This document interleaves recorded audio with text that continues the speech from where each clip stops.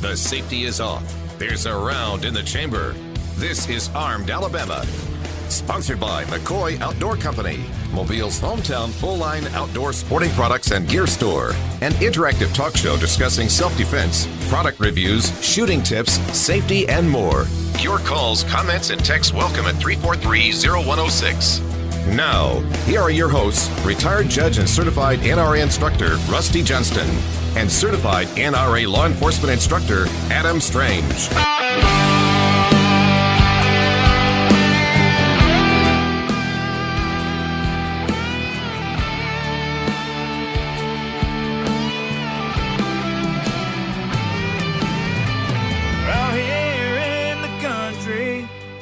The city lights don't shine. I live my life the simple way, and you know I'm doing just fine. I fish, I hunt, and I shoot my guns, and I raise a little hell. The things I do, you know I do them well. This is my America, and I'm so proud. I don't mind, I say it loud. This is my America, God bless America, land of the free, because of the brave. This is my America. Welcome to Armed Alabama for April 2nd, 2019. This is retired Circuit Judge Rusty Johnston. Adam Strange is on a school field trip, and so Glenn Ramos is filling in for him as my co-host. Notice it's April 2nd, so thank goodness we don't have any April Fools. Several of them on YouTube kind of fooled me. So, I don't much like April Fools anymore. But anyway, as you know, Armed Alabama is Alabama's only firearms-based radio talk show.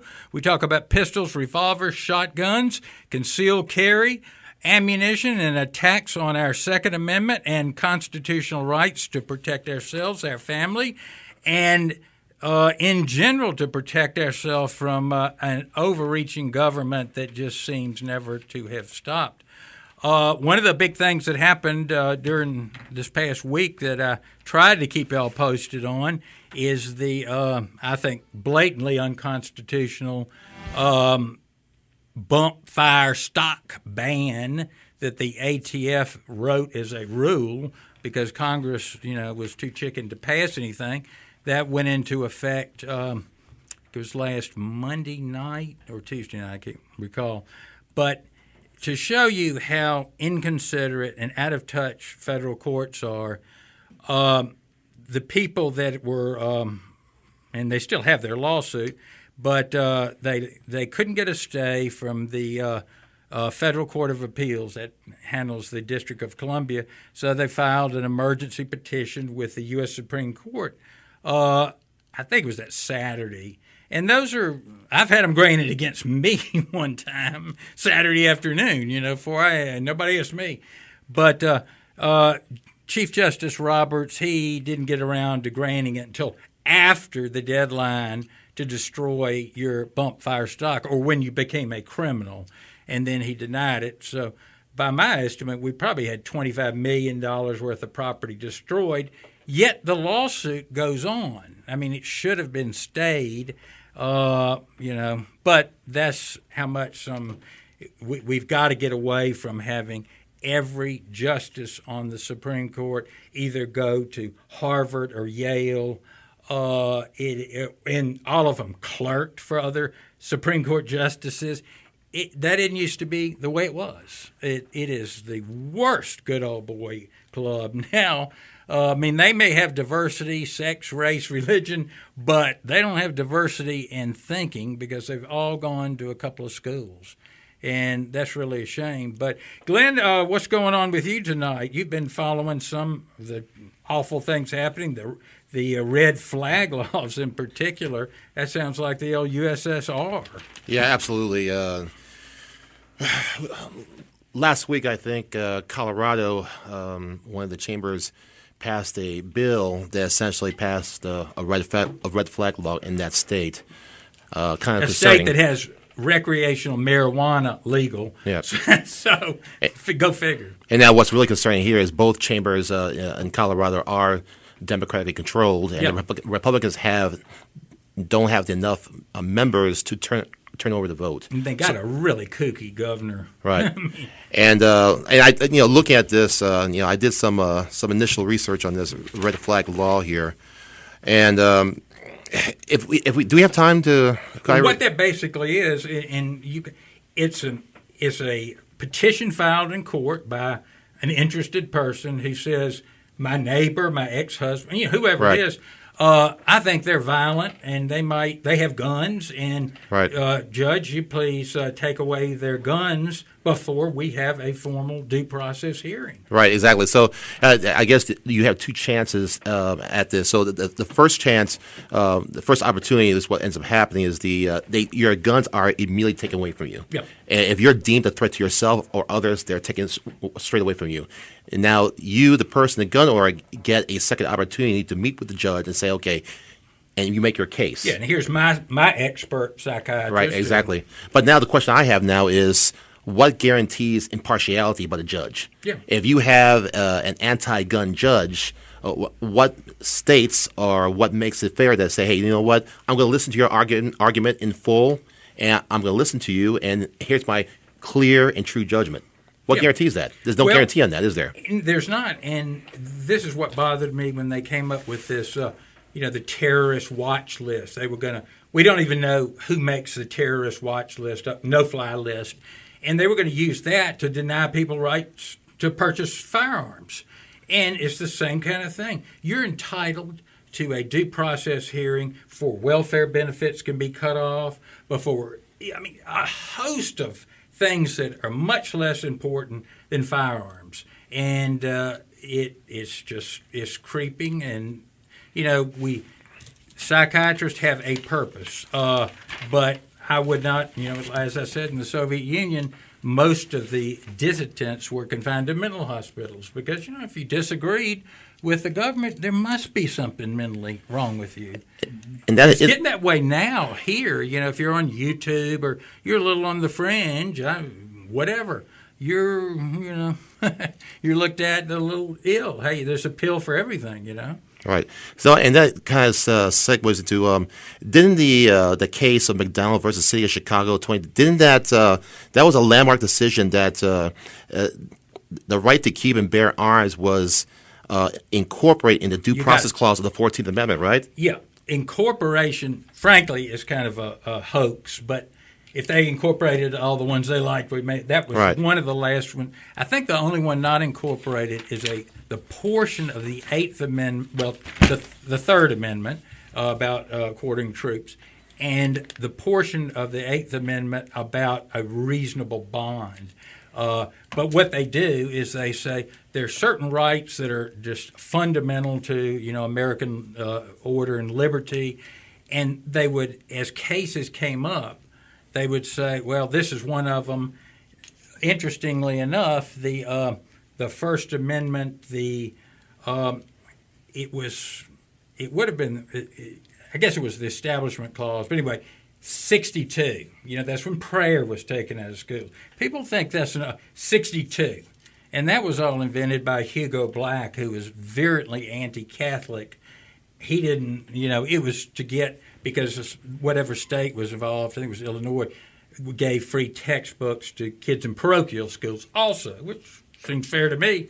They pay their taxes, but they let him draft it. His scholarship, his history is all wrong. He was a terrible person. He's from Alabama, and I'll tell you a story about how my family interacted with him. But a lawyer, a lot of people know the Gideon versus Wainwright case.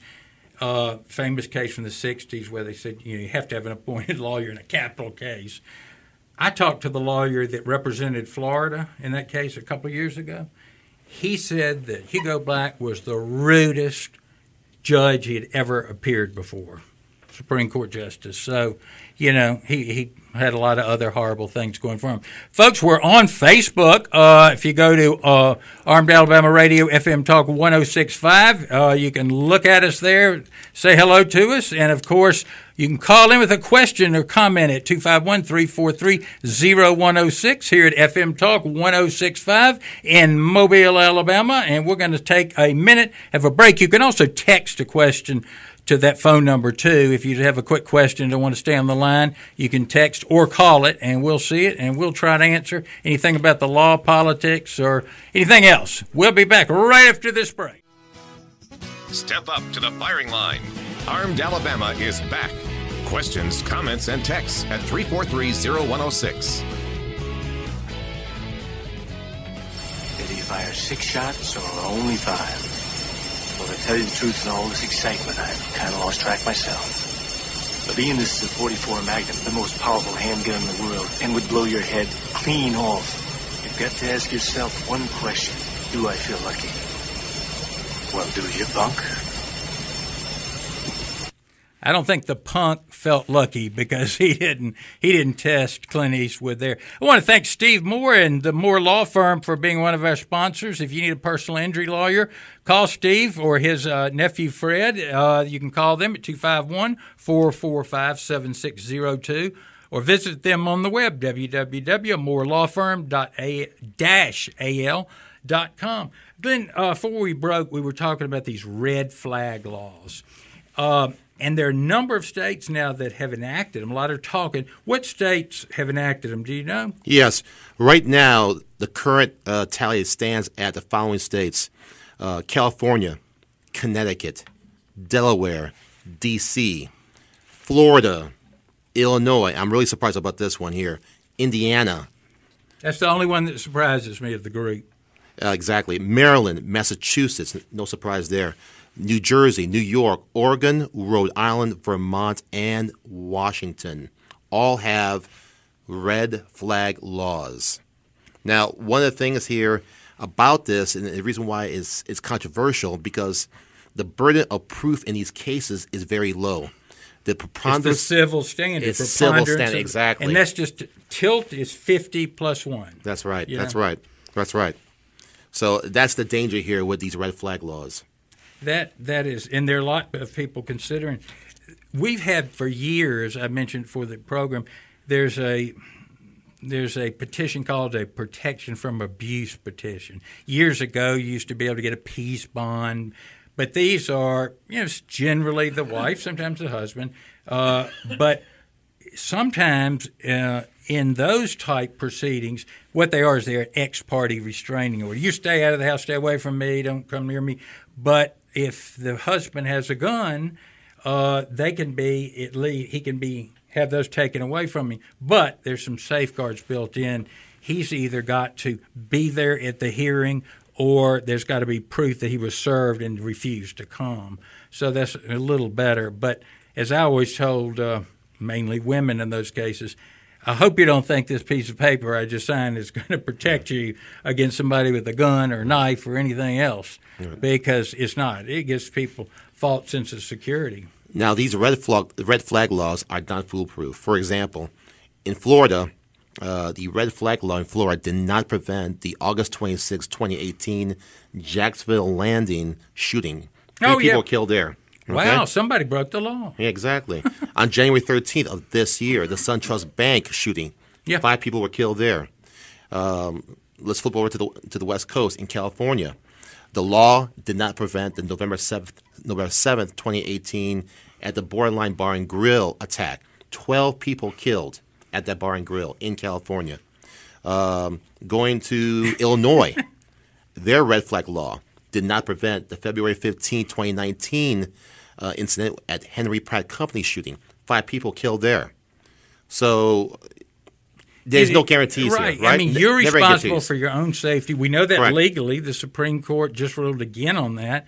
The police have a general duty to the citizenry as a whole, but not a specific duty to you to answer your 911 call, only if you're a police informant or, witness or something like that. But, it does give people a false sense of security And, it reminds me, I had a probation revocation hearing, and, you can attach a lot of conditions to probation other than just don't violate the law. And when bath salts were big, this guy was all messed up on bath salts, and it wasn't illegal at that time. And he said, Judge, I tell you what, they just need to make that stuff illegal. I said, that's a great idea. Like marijuana, we can make it illegal, and then nobody will get it. Yeah, right. I mean, people on death row can get marijuana, and so people that want to get a gun can get a gun. And the thing I hate about it, there was a shooting a couple of weeks ago. I mean, it was somebody's house was raided, but he had 3 guns and 1,500 rounds of ammunition. Well, that's a good start where I'm coming from. That's absurd, but it makes people seem nobody wants to be an outlier. And then you hear, of course, my psychiatrist friend is a gun person too, so there's no problem there. But Glenn, while we're at it, I want to so many people around here, and maybe all of you, they spy a gun. Anybody breaks in my house, I'm going to blow them away. And, within reason, that's fine. But, we've always recommended, first of all, hardening your home. A lot of things to do. And I got a couple of things I want to show real quick. But and also having a safe room. That's not a Jodie Foster safe room. That's maybe your master bedroom. Put a solid door on it and some other things. You can always get through a door if you got a fireman's axe. But going to it first, this is I don't know who around here does, something called night lock, but it's a plate that screws to your floor. And is that brass, Judge? Yeah, well, it looks brass. It appears to be. That slides right up against your door, and so it is just an anchor. Now, I have that not only on all the doors, but on the safe room. Now, that's just, the bottom of the door. What are we going to do about the top? Now, I will tell you, I've got something prettier on our front door and all. I have this at the utility room, but this is a kind of a barrel bolt, 8 or 10 inch barrel bolt, and you put that on the door, and then you've got and then that goes up in the top. Then you have your deadbolt, hopefully over here. In fact, I put one in today with this little system everybody's selling. It didn't take a half an hour, but deadbolt, and then it's not going to just be a kick. Now you got to do a couple other things too. Here is, I want to make sure I brought it. This is a pack of Stanley hinges. Would normally be interior hinges. Screws are probably 3/4 of an inch long. Yeah, that's a big, thick, heavy hinge with baby screws. Yeah. So what I have, some, I don't know if I have those, but the same size, basically 2.5 inch, number 8 brass screws. And by the way, those of you on Facebook are seeing all of this. Yeah, if you get to Facebook, and you can watch it on the repeat. So you want to do that. First of all, most break-ins are at the front or back door. Of course, a lot of break-ins, people don't even lock their doors. Yeah.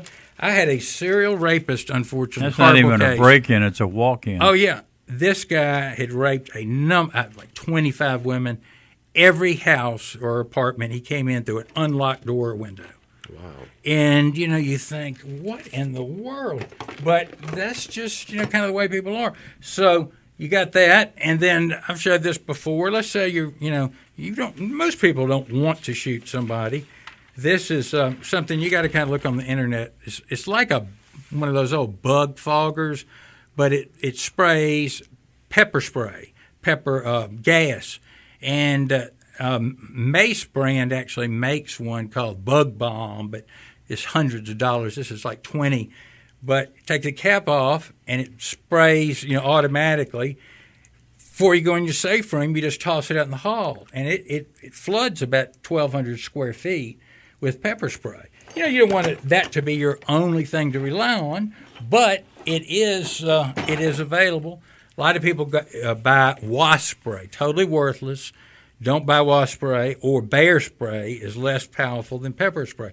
If you want something that'll spray 25 feet, You get the Mace brand. Mace used to be, it was like tear gas, but that's just the name of a company now.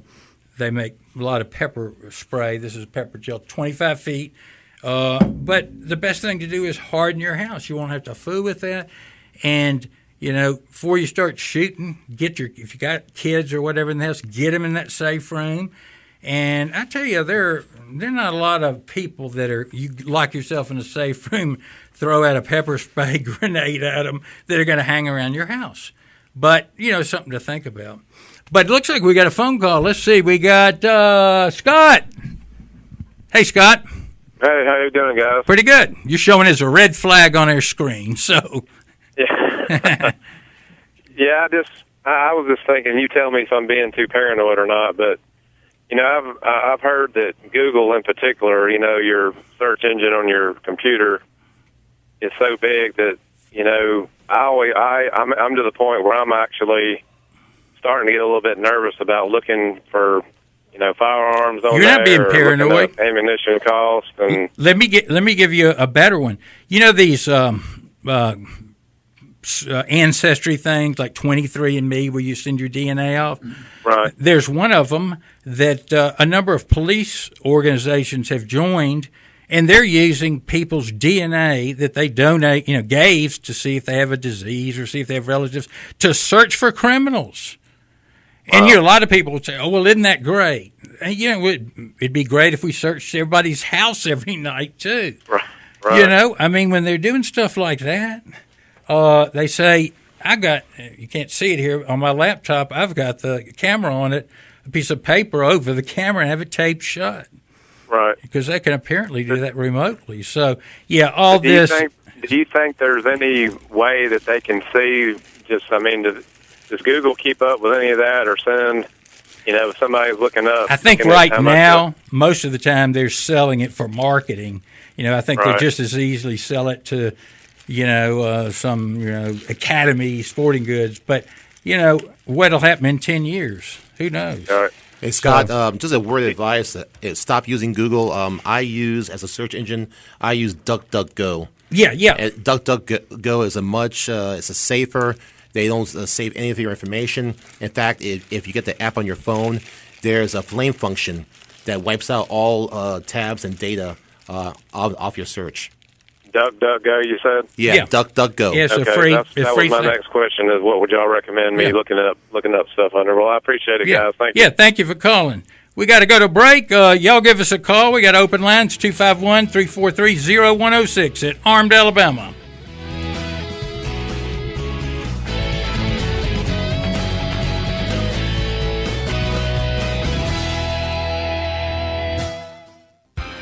Step up to the firing line. Armed Alabama is back. Questions, comments, and texts at 343-0106. I like you, Philip. But be assured, bite my hand, and I will put you down. Your division is in charge of native crime. Or would you rather I was in charge of native crime? I don't think you'd like my methods. Back with Armed Alabama, Judge Rusty Johnston with Glenn Ramos. Glenn, I try to be kind of a constitutional purist, and I found an article that I wasn't even aware was written when I was trying a case 5 years ago. There was a trend around the country of judges, frankly, I think because a lot of them are bullies, to ban any kind of laptops, any kind of electronic devices from their courtrooms. Now, this isn't jurors, you're not jurors. You give them specific instructions. You can't talk about the case. You can't do this and that. I'm talking about a reporter, perhaps, that wants to send a tweet back or an email back, or a lawyer. Hey, would you look up something? And not disturbing anyone. But I think so I wrote, I think, a pretty good order. I'll have to find it and post it. But I found an article in I guess it was Mobile paper, the L.com. They said I had ruled for Twitter, and I said it was the 21st century equivalent of the 18th century Scrivener with parchment and quill pen. It's the same thing. Hey, you write a note and somebody runs it back to the newspaper. Like I say, it's completely separate from influencing a jury. You instruct them and you assume they've – I actually made a lot of them sign a contract. Hey, do you understand this is what you're supposed to do? If they're not going to do it, there's not much you can do about it if they can be dishonest. But because a reporter or a citizen or whomever has and is silent and has a smartphone and is texting back information about the trial, that didn't interfere with anything. Yep. But it's this, I don't know, kind of bully atmosphere that we can. It's the government in general is just ever encroaching. For the first 25, 30 years of the Union. Nobody had any contact. The only contact you might have is getting something through the mail, and that would be it. You just did not deal with the Union, and as predicted. If anybody don't read the Federalist Papers, read the. First of all, they didn't do anything. There's no evidence that they convinced a single state to vote for the Constitution. Read the Anti-Federalist Papers.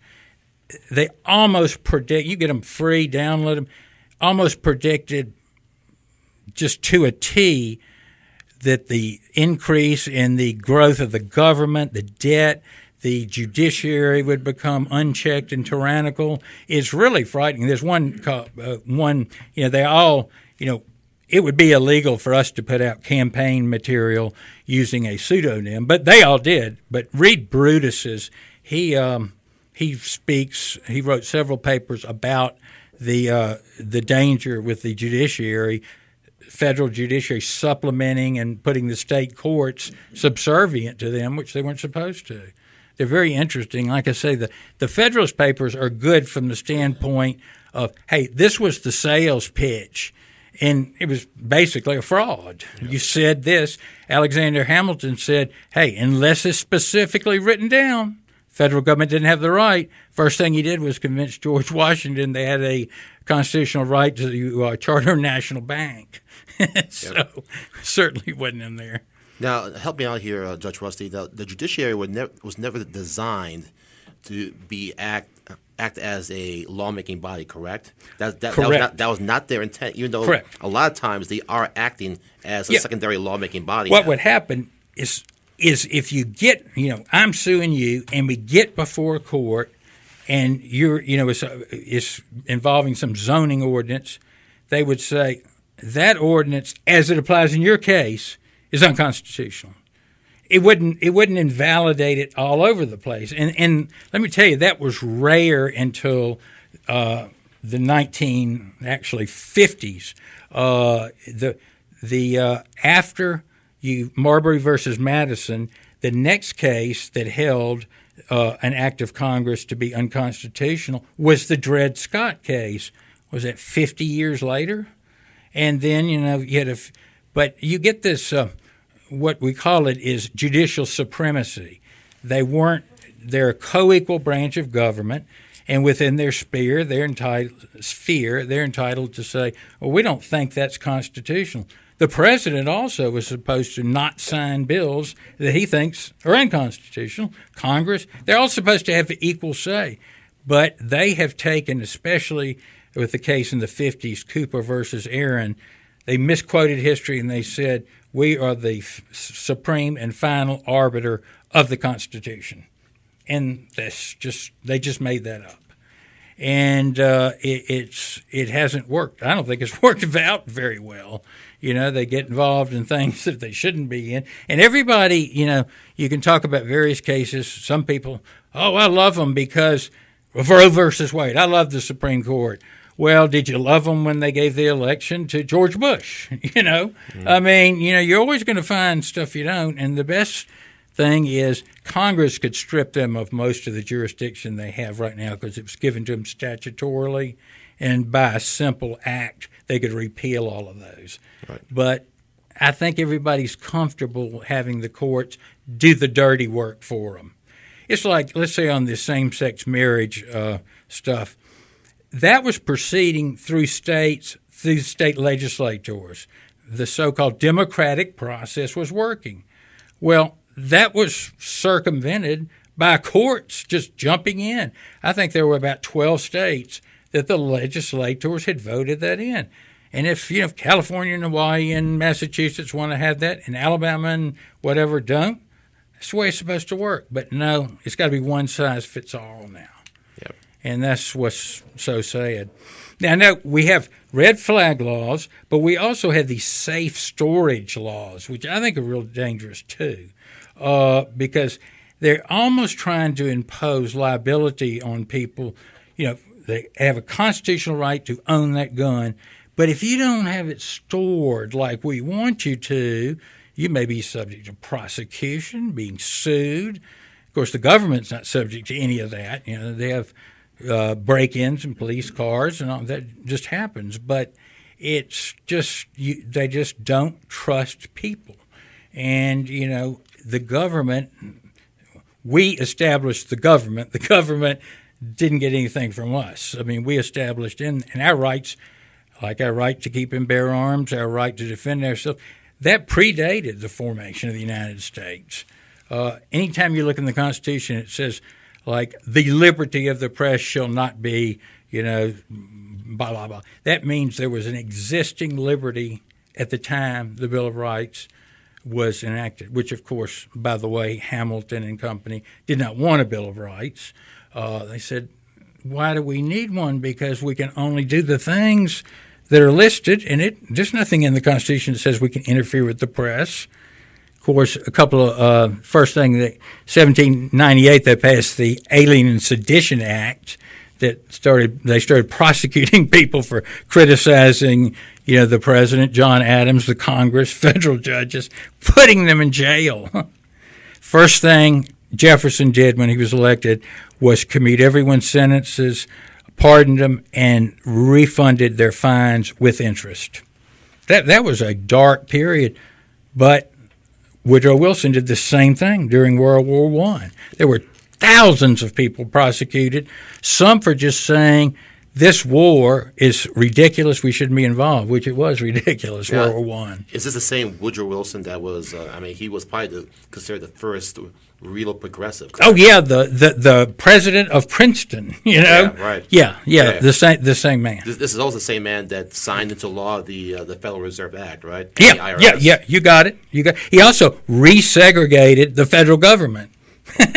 He is, the progressives of that time were like the Supreme Court Justice Oliver Wendell Holmes when he wrote his opinion that they could sterilize the woman in Virginia. That was a big progressive thing.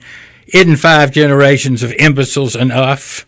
That's pretty tough. But they were gung-ho to remake society. They would not leave people alone. We got the income tax because of them. That's right. We got the direct election of senators, which I think was probably turned us from a republic into some kind of quasi-democracy, and that's why the budgets have been busted ever since, because people found out they could, vote for people who would give them money. But it's sad.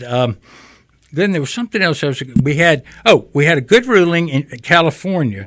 A federal judge in California ruled that the magazine ban, the high capacity, which is silly, I think anything over 8 rounds or 10 rounds. 10 rounds. That he ruled that their law was unconstitutional. Yeah, so good for him. I'm still hoping California secedes. I'm all for that. I hadn't heard much about that lately. Or build a wall around it. Yeah, whatever. I think that would be wonderful. We'd have a lot better chances in the elections if California would leave. Yeah. But I want to commend to you a program. You can get an app on your phone. It's called CCW from Work. I think it's called Workman's Technology. I'll post it. It's posted at our website. They also have a program, American Historical Documents, and one we'll get into one week called Posted. All the local businesses that have no gun signs, most of which have no right to have them. But we'll be back right after this break with more of Armed Alabama. Longleaf pine is the South's original pine tree, towering over all others. Vast clear-cutting logging operations in the first half of the last century destroyed these beautiful longleaf forests, some well over 100 years old. Their wood sent to New England, New York, and Europe. Many Southerners have no memory of the magnificent longleaf forests that covered the South. The America's Longleaf Restoration Initiative is a concerted effort to restore and conserve longleaf pine forests. The best part is, it's working. For more info, visit americaslongleaf.org. Step up to the firing line. Armed Alabama is back. Questions, comments, and texts at 343-0106. I mean to kill you in 1 minute, Ned, or see you hanged in Fort Smith at Judge Parker's convenience. Which will it be? I call that bold talk for a one-eyed fat man. I actually watched both of those last week, the old version. Which one did you like best? The new one. You know, I did too, and I never thought I'd say that. Me neither. Because I've always been a John Wayne fan. It seemed a little hokey, the old one. And it didn't at the time. It's when you look at it 20 years later. I know. And maybe just comparing the two. For anybody that's a pro-freedom, libertarian type person, there's an organization called the Rutherford Institute. And www.rutherford, RUTHERFORD.org. You can also go on actually it's on this one, under their videos. Watch a video. He's big about we need to do something about these, no-knock nighttime search warrants, especially for marijuana. But what I want to point you to is there's a video 2 or 3 months old, and he was giving it to some foreign exchange students. The Freedom Crisis in America, a lecture by John W. Whitehead. This is a very middle-of-the-road type person. I've talked to him before. And it is, he keeps up with the encroachments. We had the Church Commission, if you remember, right as Vietnam was winding down, that they revealed the CIA, had tried to kill Castro with an exploding cigar and had tapped Martin Luther King's phones. Everybody's phones are tapped now. People were up in arms about that, and they should have been. But we've got intelligence agencies that I think tried to commit a coup d'etat on a newly elected president, and they're watching everybody. And, generally people say, well, I hadn't done anything wrong. That's not the point. They don't have a right to. Hey, Judge, if anybody's tapping my phone, all they're hearing are telemarketers. Yeah.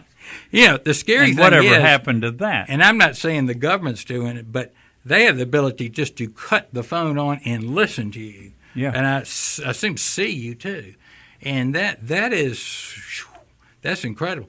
I noticed, I went on the bench in 1997, and, you have voir dire where you ask potential jurors, have you ever been a victim of crime? Do you think marijuana would be legalized? There was a lot of talk, people very talkative, very opinionated, especially on drugs and all. Near the end, let's say 2012, 14, people, they wouldn't talk. And I think they knew they were being recorded, and they were being recorded, and they'd gotten wise to, I'm going to keep my opinions to myself, which is kind of a shame. We shouldn't be coward, but... Yeah, we should all have the free exercise of opinion. But, I guess you're going to be coward if you wake up. Lindsey Graham says when you ask for a lawyer, he's going to say, shut up, and send you to a black site under that, the National Defense Authorization That's Act. our NDAA. Yeah, America's the new battlefield. I see a green. There we go. Let's try to take Kevin before we run out of time here. Hey, Kevin. Hey, gentlemen. How y'all doing tonight? Pretty good. How about you? I'm doing good. I just tuned in the show a few minutes ago. Always enjoy it. You were talking about the Federalist Papers. Yeah. Things that everybody should have on their bookshelf right there, But I was looking over some quotes the other day, some Thomas Jefferson quotes. And yes. Of course, one that always comes to mind is, the people fearing the government, we have tyranny. Paraphrasing, the government fearing the people, we have freedom and democracy. There you go. Don't say democracy, though. We got freedom. These gentlemen that founded our country, were such visionaries because they lived under oppression and tyranny for years, and their forefathers. Think about it. They had a revolution in large part because of the writs of assistance, search warrants that weren't specific to someone or a place and weren't signed by a judge. Now that happens commonly. That's in the Patriot Act. Exactly. We look around 200 plus years later, the vision that these people had, and I can't for the life of me, I try to look and understand both sides right there, because I tell people that, you can always listen and learn every day. But when you see some of these people that are just so far left, and they just believe that democracy is a horrible thing in our republic, and that everything is tyrannical towards them because somebody wants to say, I have a different point of view, and I don't agree with your opinion. Yeah. And it amazes me, but they need to come back to square and say, you know what, this is the only place on God's green earth that you can actually do that. You have a voice. And let's have a debate. Let's not have, calling people fascist. Listen, I don't have to agree with your political views or your sexual views or any type of view. How you spend money, it doesn't matter. But the great thing is you can sit here and you can disagree with people, and they're not going to drag you out in the square and hang you and shoot you like they will in other countries today. Right. By the way, put on your to read list an author named Montesquieu who wrote The Spirit of the Laws. He was all the founders, especially Madison and Jefferson, Montesquieu was their man. And you can get his work on Google Books or all kind of places for free. Yes. But The Spirit of the Laws, Montesquieu. I'll look and see how to spell it. I've had it on the website before, but it's easy read. And boy, the stuff he says in there is.